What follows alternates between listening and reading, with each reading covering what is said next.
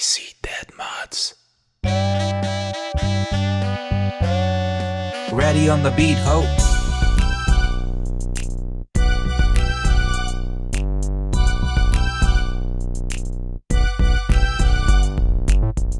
Alright, Overcharged developers, the fun and games are over.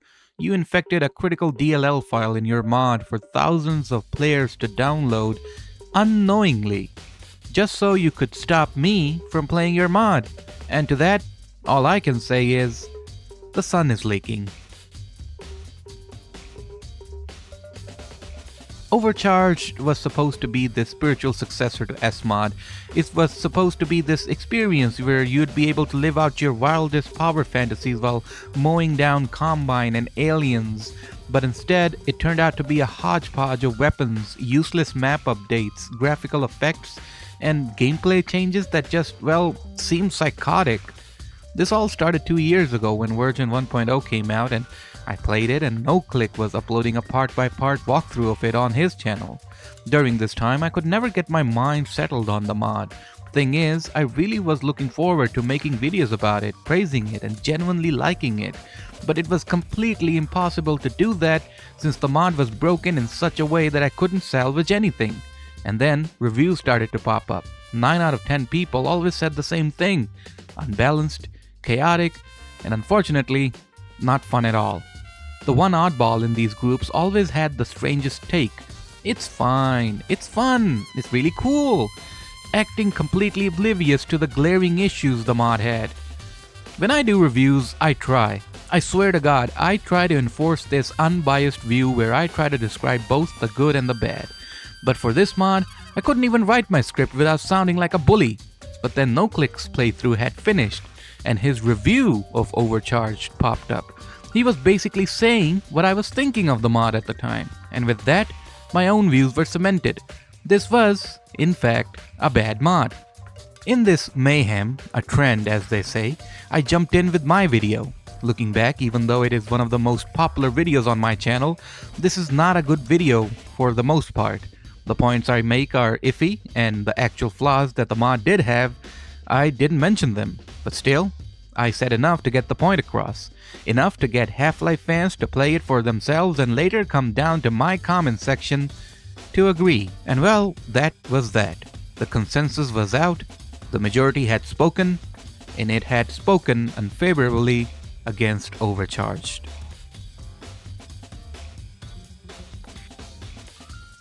After NoClick's video, my video, and a lot of other videos that popped up, and most importantly, Jolly Vancor's video came out, which was pretty much a nail in the coffin for Overcharged.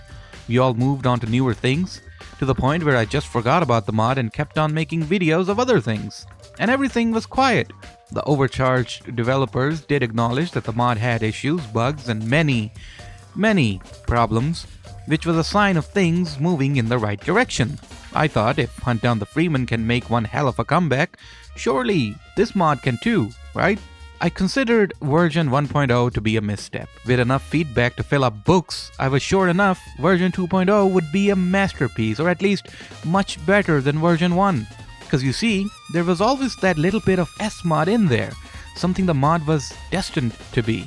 It just needed some attention to be that. With these thoughts, I stopped following the mod for a while, waiting for version 2 to come out. That is until March 2024, when NoClick made a revisiting sort of video about Overcharged. I don't specifically remember the reason, but I think the devs had announced that they'll be putting the mod on Steam, and so NoClick thought it'd be fun to check out the mod again and see if any new fixes were implemented. Updated? Sure. But fixed? No.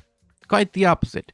The mod felt even more broken than before, as if it's running on duct tape and industrial level glue. But anyway, this revisited video comes out and time passes again, and the dust settles. But then, a few months ago in October, I get a message from NoClick. Overcharged 2.0 is coming. Allegedly, it would fix all the problems, add amazing new content, and now properly become the true successor to SMod. But then,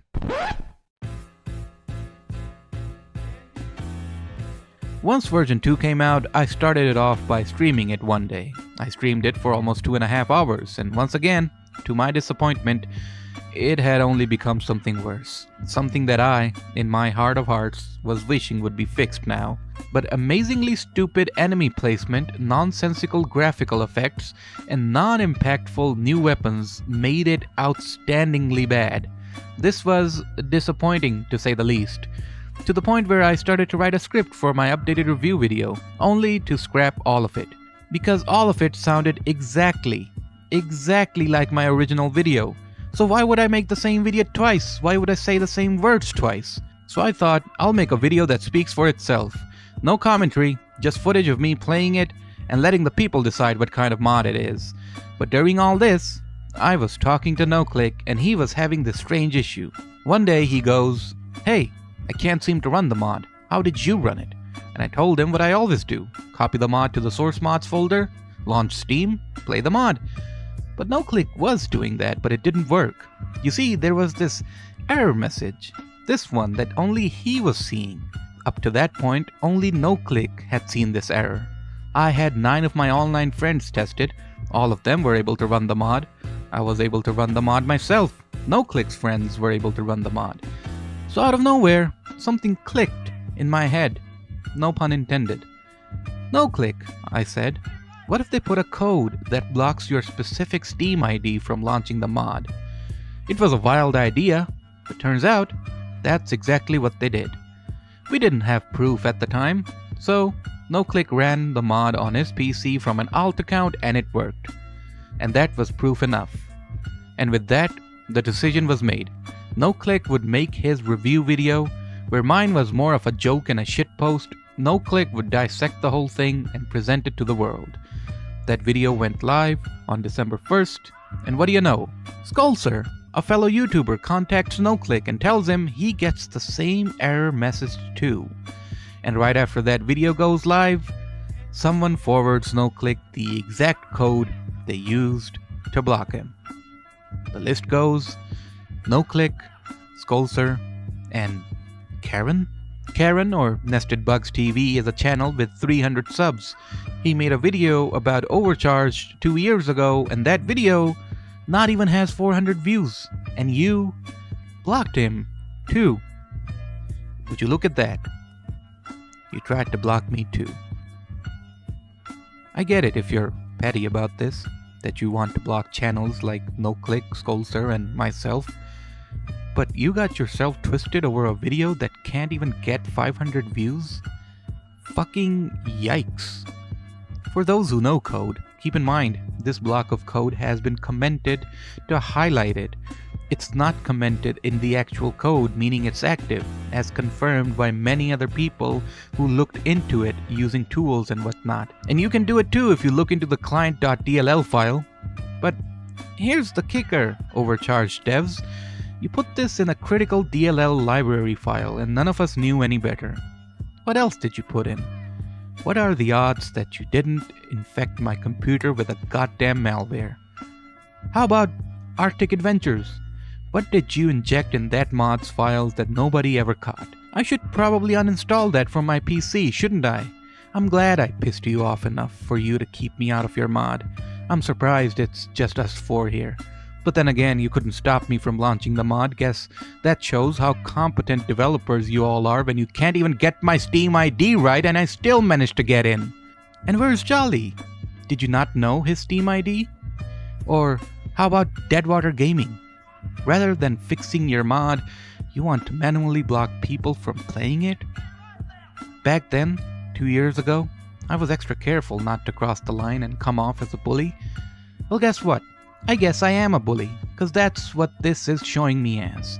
Screw it, forget about us YouTubers. What about the players? What about the hundreds of players that left reviews, begging you, pleading to you to please fix your mod? There's some good in this mod, at least a smidgen of it, if you could only just focus for a minute. But will you block all of them too? Sure, my review was harsh, but I always had the intention of providing feedback that maybe, just maybe, would be listened to by you. But instead, I get put on the goddamn naughty list.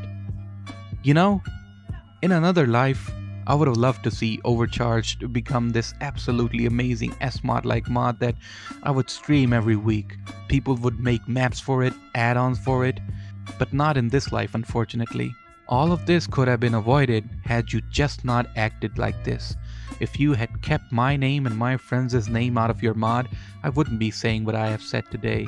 Even in my most critical of reviews, I always intended for the best. That in some way, my feedback would help someone become a better mapper or modder. That maybe these mappers and modders will one day become game designers who will lead the gaming industry in the future. That's my dream! But in your case, Overcharged devs, I hope you never touch the Hammer editor ever again. So you know what? After this back and forth for the past 2 years, this is the end. ModDB themselves have already removed the download to version 2.0 since your little code got found out, and the damage done to the mod's reputation has been so critical this time. I really don't know what to suggest so you can save it this time. You could actually fix the mod and call it version 3.0, but we all know you would rather block players by hard coding them out of the mod. I really don't know what to say to help you at this point. Apart from, well, just one thing. Wake up, because the sun is leaking.